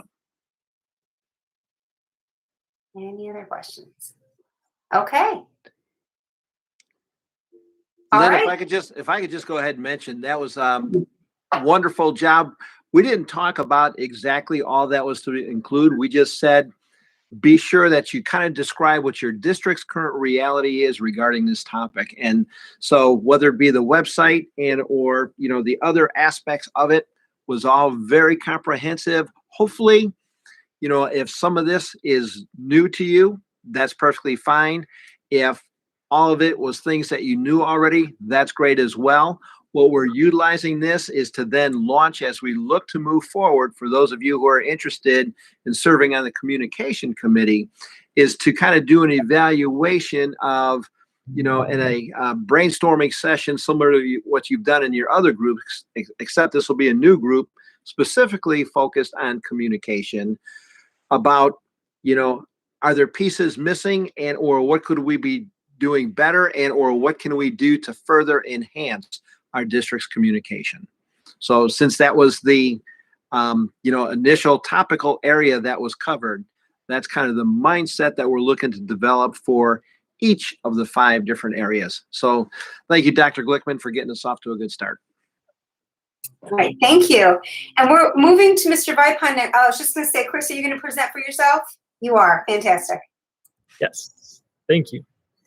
So now sticking along similar lines and focusing on the current state of technology, I'll go through, you'll see I've highlighted a few main areas and then and just as Dr. Glickman did have some additional details inside of each of those. So first one being student technology and focusing specifically on the student aspect first. You may recall that this the events of the last year have kind of sped up the timeline for the district to make sure that all of our kindergarten through 2nd graders had a device that they could access and a new and highly functioning device for them. So we have new K2 Chromebooks as of this fall, and that lease, it's on a 3-year lease cycle for those devices going forward. And then that kind of puts us in line with our 3rd through 8th grade devices and the district's commitment a few years ago to go 1-to-1 in 3rd through 8th grade. So at this point, our kindergarten through 2nd graders, if it was normal times and our students were on site all day long, our K2 students would not be bringing their devices back and forth from home, while our 3rd through 8th graders do as part of their 1-to-1 initiative. You see the numbers there, numbers of devices, and then the 3rd through 8th grade devices, I just note that that lease is coming due this December. However, a refresh over winter break of over 2,500 devices could be quite intensive. So we're looking at pushing that out to the following summer and extending that so that we don't disrupt learning mid-year with that. So student devices in a nice spot, and so that moves us to our staff technology. And this is, again, Dr. Glickman talked about some areas of pride, and this would be one of them, knowing how heavily we have continued to rely on technology for our instruction over the past few months. And so you may remember that this past fall we had an opportunity from Apple to kind of speed up the timeline for our teacher laptop refresh that was originally scheduled for this coming July of 2021. And the opportunity from Apple was to get the devices in our teachers' hands while still maintaining the previously planned payment schedule. So we have those devices, our teachers are utilizing them. However, we have not actually started paying for them yet. So that's a nice little bonus in that, as again, not impacting our payment plans, and the business office certainly happy with that, and not impacting the bigger plans from a financial aspect. Then this fall, we were able to use some grant funds to purchase 350 teacher classroom Chromebooks, and those devices have really helped support our instruction in our remote environment. And we also know that those devices are going to continue to help tomorrow and in the coming weeks as we jump into hybrid learning and really help our teachers continue to provide the best instruction that they can with that additional device. We know how many things our teachers, how many windows, how many different multitasking scenarios our teachers are in every single minute of the day. And so just having that extra device is really helpful. And then a little bit of a rundown of some other devices. We've got about 20 office staff devices that are mostly MacBook Airs that are from 2017. Those are on the radar to be refreshed in the near future. And then our program assistants, in our remote environment, pandemic environment, we have made sure that our program assistants have access to a device that they can continue to work with students with remotely. And those range from an older MacBook Pro to an older MacBook Air, as well as just when those devices continue to fail and reach the end of their life, we have been providing newer Chromebooks to make sure, again, that our program assistants have a device to continue to do what they need to do. So then we jump into classrooms, and so we'll talk about that a little bit. But classrooms that in general have iMacs that date back a while. We would end of life, although we do have many of them in our buildings still, and those devices have reached they no longer update and receive software updates, and so while we're still using some of them, it is on a limited capacity because it is the software capabilities are limited at this point. We also have projectors that, while you can see some initial install dates, those certainly get refreshed on an as-needed basis. I know that we installed a number of new ones this past summer, and we continue to refresh projectors as needed. And some of those initial ones were attached to smartboards, and so as the projectors on the smartboards themselves, that again are getting up there in age, and we have been refreshing projectors to meet those needs, to make sure that each classroom has a quality projector to display content for students in the room. So then we'll talk about computer labs for a second. 345 iMacs in computer labs. So these are slightly different than the ones that were in the last slide when I was talking about desktop computers. All of these devices are 2011 model, and again, we would consider those end of life. However, these are slightly newer than the desktops that I talked about on the last slide. So these have now been dispersed from our computer labs, and I'm actually, as I'm sitting here in Frederick, I'm staring at a computer lab that no longer has any desktop computers in it because they've been deployed to our classrooms.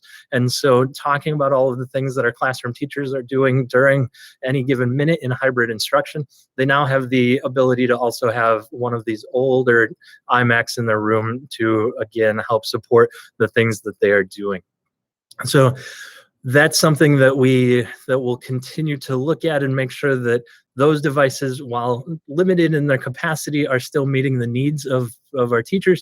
And then the exciting thing here, while I look at the space in front of me that is no longer filled with iMacs and desktop computers and not being utilized for obvious reasons in the coming days and weeks as a shared space with shared devices and shared technology, what could that space become? And what one of the subgroup that I was with a little while ago, speaking of creativity, how can we be creative with the space and kind of thinking bigger picture on that device refresh? We may not need to refresh all 345 of those desktop computers, but instead we might be able to utilize those spaces and kind of rethink that whole idea. And that's something that is certainly exciting and gives us a lot of opportunity. Infrastructure, going back, I'm just going to go back 5 years on this because that was about the time in my data gathering that the district was beginning to plan for the one-to-one initiative. And so that's when heavy infrastructure upgrades were beginning to happen.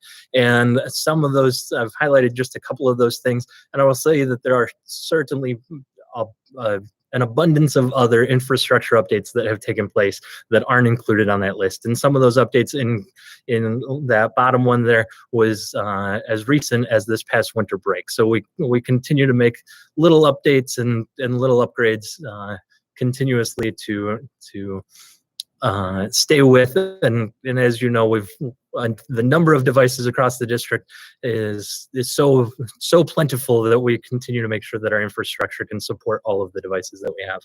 And then I just note copiers kind of fits into this section. We have updated copiers as of this past winter break. And then the print center is also the contract for the print center, which right now is housed at Park Campus, is coming off of contract this June. So that'll be further discussions and decisions this spring as we look to see what direction we go with the print center going forward.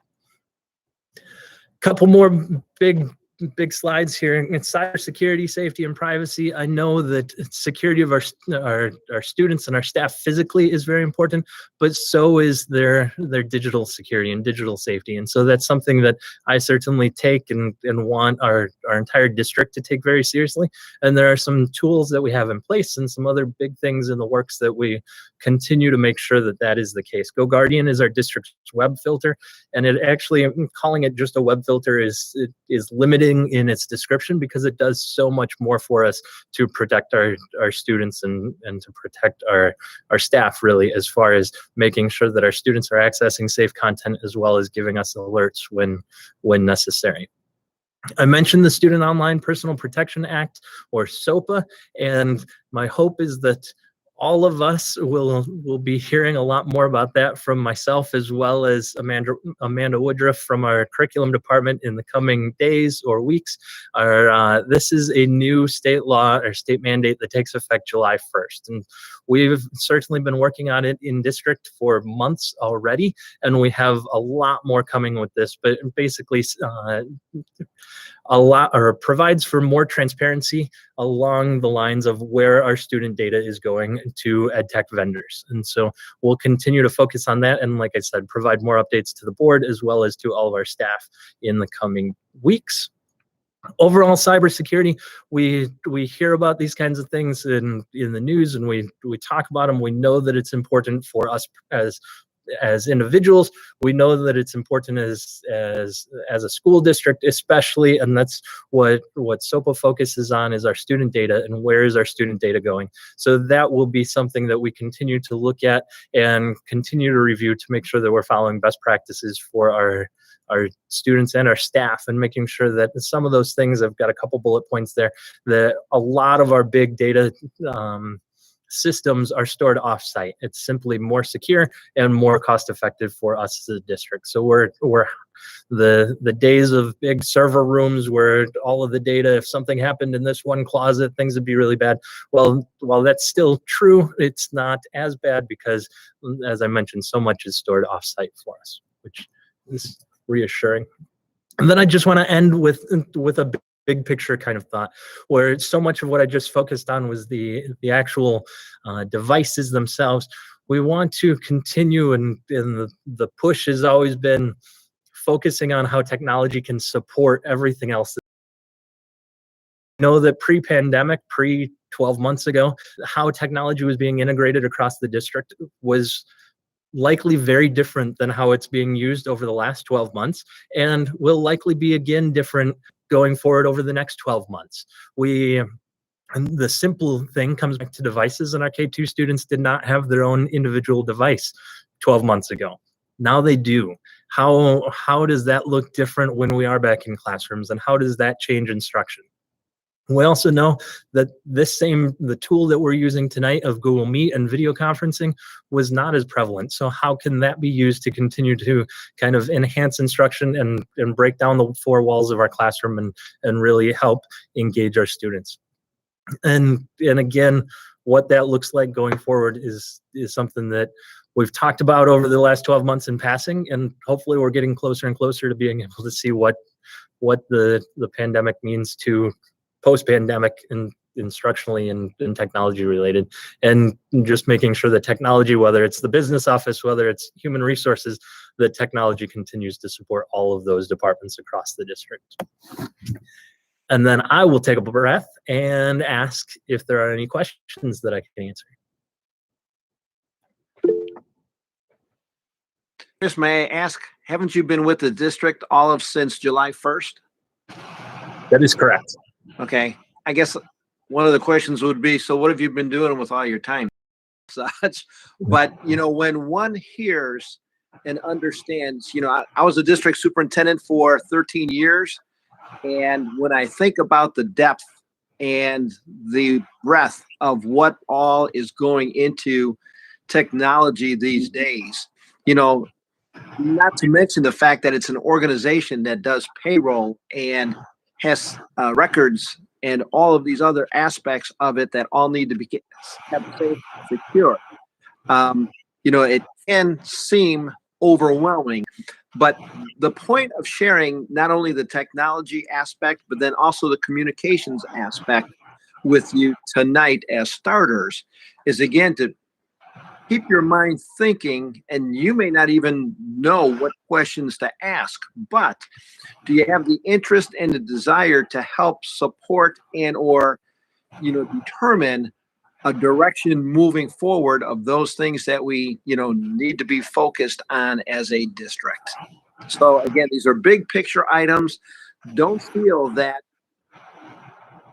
you don't have the necessary knowledge to even be a part of any of these 5 groups, because next week you'll be hearing about curriculum. Not next week, but the next time we meet, curriculum, facilities, and finances. There's that much depth to each of those as well. And your role is just a valuable stakeholder in the district is how can you contribute just to the conversation about what we should be moving toward, as well as having some people on each of those groups that will know more than the average bear. So for example, Chris is going to be the obvious person to be on the technology subcommittee.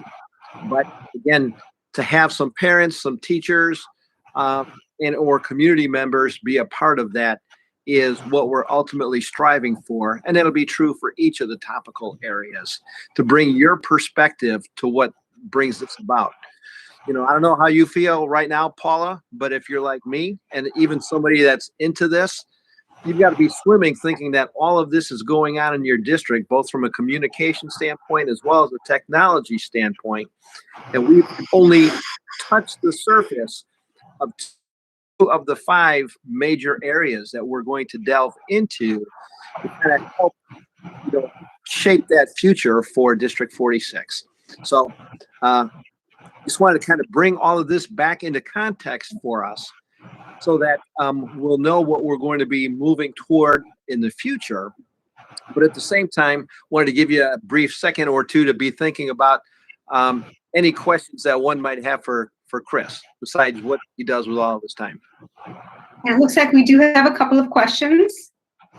You want to call on people? Okay, sure. Brittany, I see you raised your hand. Yeah, so can you quickly speak to how the district decided on kind of the mixed technology environment of Chromebooks for students, but Macs for teachers? And do we know how we got there? What was that decision? And what does District 127 use for teachers and students? Do we know that? Okay. This was a question that we were not the question, but that type of question, and we appreciate that, Brittany. That's an excellent question. Those would be questions for the subcommittee. All right, perfect. Okay. Thanks. If you don't mind, if that's an area of interest, that's an excellent question. And more than anything else, we want to keep this a little bit more global for this purpose, because, some of these types of questions can get a little bit more involved. And as we break into those subgroups in the future, you'll find that the majority of our meetings will be in those subgroups having some of these kinds of conversations. So thanks for bringing that. It made for a great example. And I hope you don't mind being used as the example or using that question as that example. So thank you. And real quick, my last one. Everyone's Google, correct? That's the Google platform at 46. Okay, cool. Thanks. Yep. Quick question about, I'm sorry, I needed to raise my hand. Shoot. No, you're good. Go for it. I'm sorry. So sorry, I did not mean to jump in line there. Quick question about just how we choose our subcommittee. Do we have to choose just one? And is there a methodology for prioritizing our choices? Yes, that's a great question, Julia, and it will make for a nice segue to say that you will have a Google form made available to you. In fact, you should have access to it already. Everybody will have a first and a second choice as far as the committees are concerned. More than anything else, we'd like to spread the wealth of all of you and your backgrounds to the committees. And for the most part, everyone will only be on one committee. So you'll get a first choice and you'll get a second choice. And hopefully we can give as many people the first choice as possible. But for example, if everybody chose technology as their first choice, unfortunately, we wouldn't have anybody to serve on the other committees. So we'll be looking for what hopefully will be a cross section.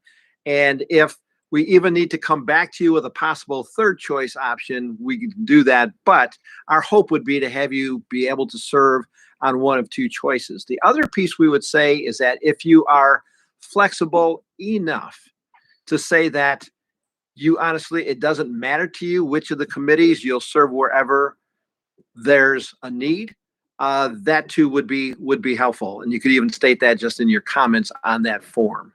So because that's helpful for those who really don't have a strong preference. They're just more than glad to serve on any of those 5 committees. So good question. Did I answer your question, Julia? Yeah, you sure did. Thank you so much. Okay, thanks. Any other questions? Yeah, I see Christy Miller has a question. Okay. Christy? I do not have a question. I'm not sure what's indicating so that. Your hand is still raised from another time. That's all. Oh, yeah. Nope. No question. I'm good. Thank you. All right. All right. I think that's it then. Well, very good. Well, believe it or not, then, at this point, we are pretty much finished with the main content that we are hoping to address tonight. And as I take a look, it's 8:05. Now, for my college professorship days, I always remember that when the class got to go early, that was always nice. We've got just a couple of closing things. Oh, and Dr. Glickman, yes, we are going to do that. Okay. I'm so need a perfect time. Okay. How about I introduce myself? How does that sound? That would be fine. Awesome. Thank you. Okay. So, I had mentioned earlier that we were going to do a thought exchange together tonight. I'm curious, just by a raise of hands, either literally with your hand up or with the electronic hand, how many people have already participated one way or another in a thought exchange with us? Okay, great. Okay, so most of you who have done that, you've done it using the platform when we send out an email and we send out a question for you to participate in. That's not what we're going to be doing tonight. Tonight we're going to do it live, which is a little more nerve-wracking, but it's only more nerve-wracking for me, not for you. So that's no big deal. All right. And I want to share, and we're going to be using some technology to do this, and I want to share this. The actual activity is only going to take 5 minutes, and then we're going to look at the results together. If there's anybody on our call who ends up having difficulty getting into this platform using technology and kind of misses the opportunity, I apologize in advance that you didn't get the experience this time, but I offered that you just shoot me an email later in the week. I will walk you through it so that if we do this or when we do this again, you'll have the background, because it's just going to be for 5 minutes. All right, so I'm going to be sharing my screen. By the way, this activity is something that you can do either using your computer browser or using a smartphone. So if you have a smartphone around and you want to using it there, this would be a good time to grab it. But again, not necessary. Okay, so then, Dr. Glickman, just to make sure, will we all be back like at 8:15? We're not going anywhere. Oh, we're not. No one's going anywhere. Gary, you're gonna be along for the ride, my friend. Absolutely. All I'm right. looking forward to the adventure. I can tell. Okay.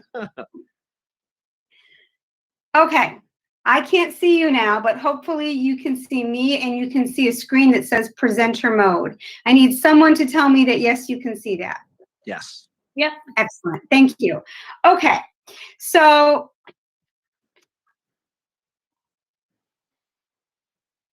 all right. So now you should be looking at this funny looking screen.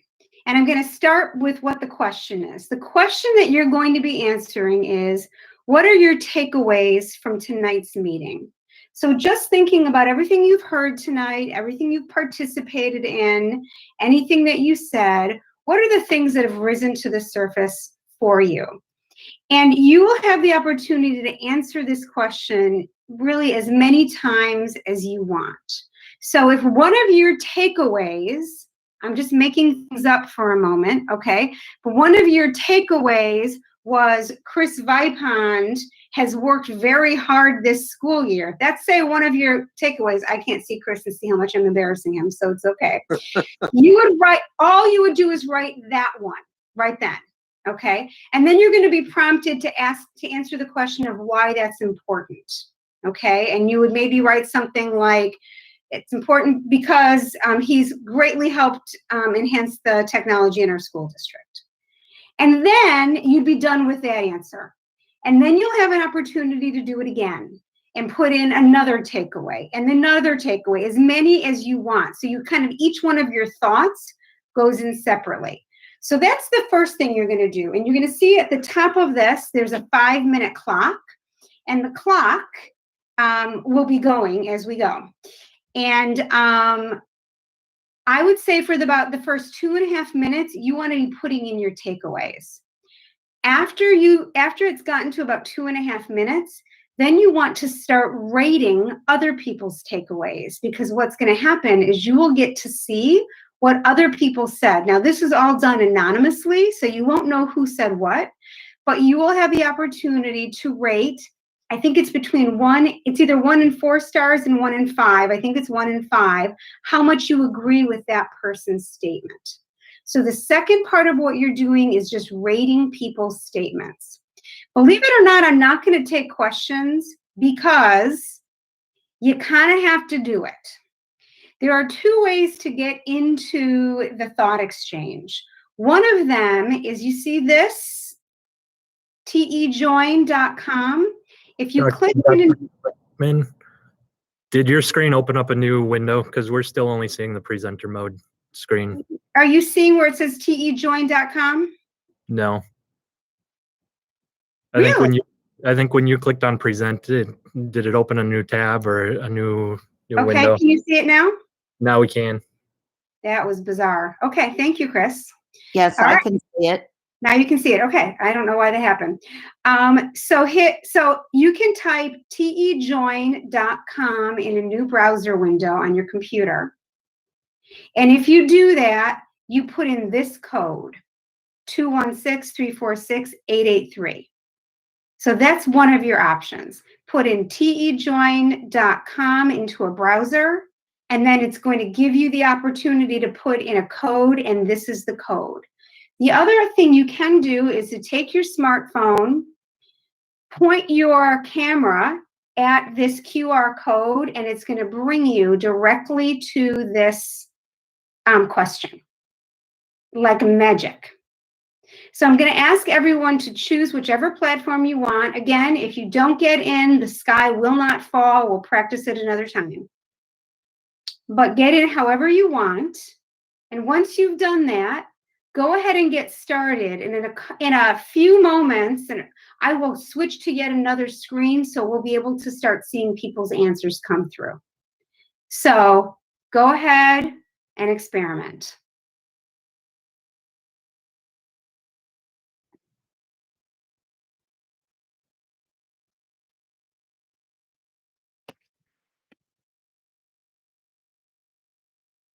And by the way, I can see that some people have already started. I can see that there are thoughts going in, and I'm going to wait until it's about at 4, and then I'm going to go to another screen so we can start seeing people's answers come through.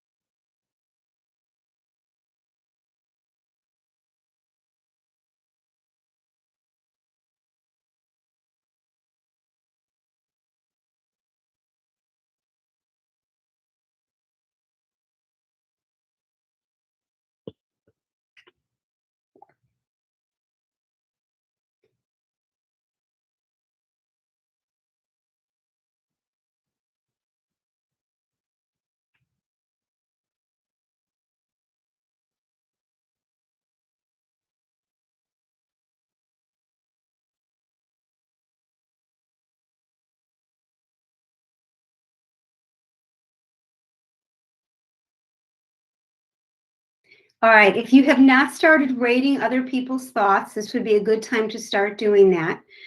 Rating between 1 and 5, the extent to which you agree with that statement.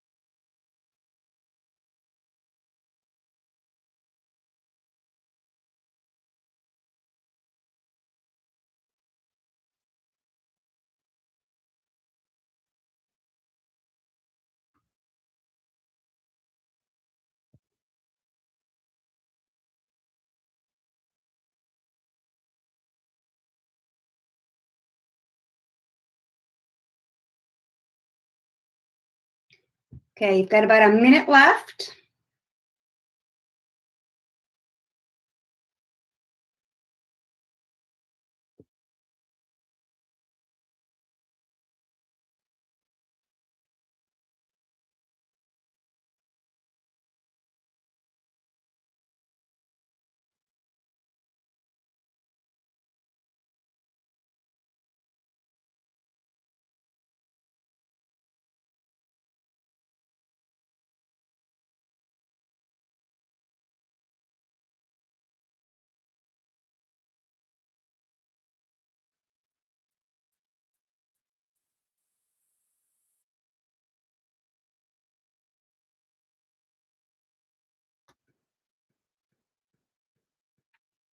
All right, so our clock is running out, so I would say rate one more, and then we're going to bring it to a close, and then we're going to look together at what we told each other about this. And we're going to stop. All right, so the exchange is closed. Nobody can respond any further. All right, now what I'm going to do, are you able to see a slide again that says presenter mode? Someone tell me yes. No. No? Close. How about this, presenter mode? Yes. Yes. An interesting interface is happening. Okay, and are you seeing one that says manage? Yes. All right, I'm on it now. So what I'm going to do right now is we're going to the Discover dashboard. This gives us an opportunity. Are you looking at the Discover dashboard? Yes? No. No, you stopped No. recording entirely. You stop sharing entirely? Oh boy, hold on. Just when you thought you had it. Wait a minute. Try it again.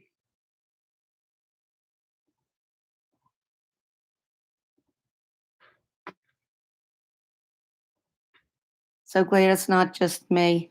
Oh my gosh, we're all in this thing together. All right, is you looking at something that says Discover Dashboard? Yes? Yes. Excellent.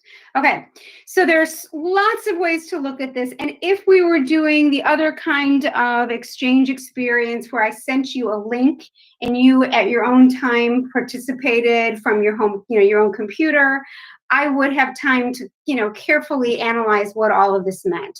Obviously, I'm doing this thing on the fly, so I'm learning right along with you. So I'm just going to display some things for you. One of them is a word cloud. You can see a word cloud, right? Yes? Yes. Thank you. All right. So a lot of you have experiences with word clouds. These are the words that came up very often. Oh, look, there's Vipond. But if you look, these are just the words that jumped out at people and were used over and over again. District, staff, group, work, mission. You can see those a lot. You can see many, you can see statement, you can see technology. So there's our word cloud. What I'm going to bring us to, very briefly, I'll just show you this. These are themes that came out. So this is something that's done electronically using artificial intelligence.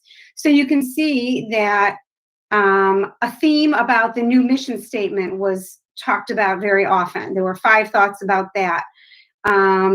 Staff, then there was a bunch of stuff that didn't fit into any themes. Hard work came up a lot. Communication and community, District 46, that's no surprise. Values moving forward. District website person came up a lot. Technology and tech, so those things would really go together. So that came up often. And now I'm going to bring you to our thoughts, because this shows us our highest rated thoughts. I'm not going to go into the details right now of how all of this works. There's a whole algorithm to make sure that lots and lots of thoughts are seen by lots and lots of people. So here are some of the top thoughts. Poor Chris, his ears are turning red. Thank goodness Mr. Vipon joined our district. He's helped us so very much. They came out with a rating of a 4.4. There are many people in our district passionate about our school district, in our community passionate about our school district, highly rated. A lot of behind the scenes, non-teaching staff have worked really hard over the past 12 months. Teamwork and collaboration in our district beyond the teaching staff, very highly rated. There's our friend Chris again. Oh, this one's nice. It's about me. Dr. Glickman communicates very effectively. Thank you to staff and community, especially important during all of the uncertainty this past year. All right, Chris, I'm there with you and being embarrassed. It was wonderful to collaborate with multiple stakeholders in the district. We need many voices. New mission statement is great. Success by this group. A new mission is an improvement over the old mission. Remember, you're all going to get a chance to make comments about the mission, by the way, at the end of our meeting tonight. There appears to be a shared idea about moving forward. The district should be seen as a leader to the broader community. All right, so what I'm going to do, these go on and on and on and on, and there was a lot of agreement, and I don't want to take all of your time. So what I'm actually going to do, I'm going to stop sharing right now. I'm going to come back to you, and I will put together a little report of those, and I'm going to share it out with you. Okay, so everyone can get a chance to see what the highest, all those highly rated comments. There are going to be some other comments that, not that people didn't agree with them, but they just didn't agree with them as much. So you've experienced a thought exchange, and maybe we can kick off our next meeting with just kind of a little review of what our takeaways were from this meeting, and we can kind of look at those again. Any questions or thoughts or comments about thought exchange that anybody wants to make before we move forward? We got a thumbs up from Julia, experiencing it.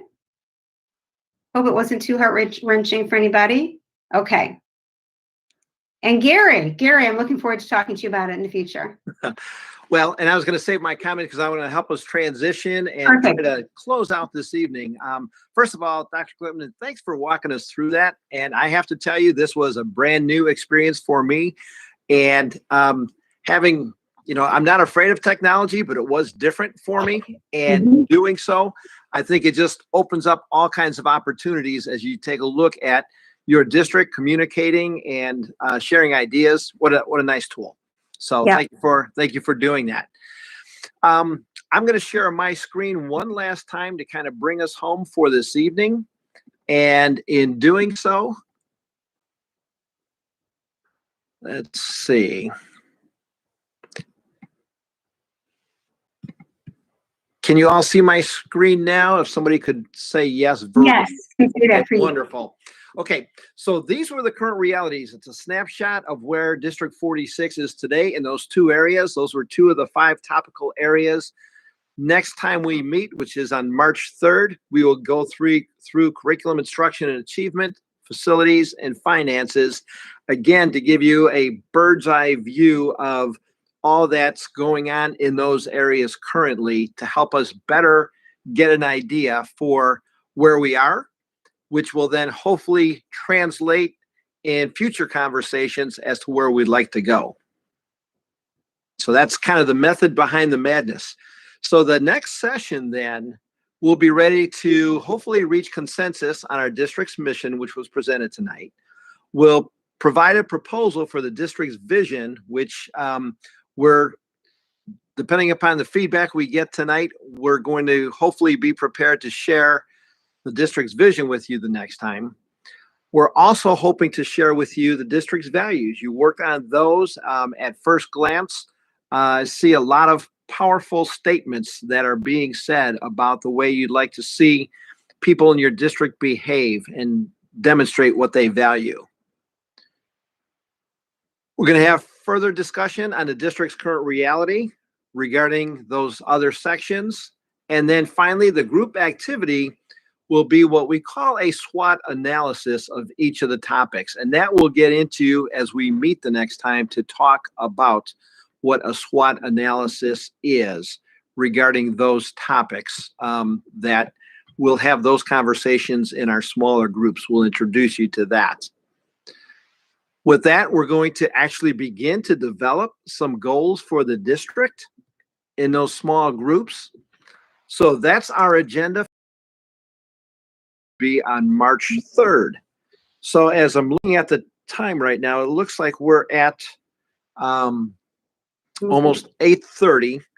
And so by way of closure for tonight, we've got a couple of tasks for you to do. First of all, we're going to ask you all to go back to your breakout groups one last time. In other words, you will basically you'll dismiss yourselves from your breakout groups after this. So there's not going to be any reconvening. It's just going to be a matter of your group saying, I think we're good.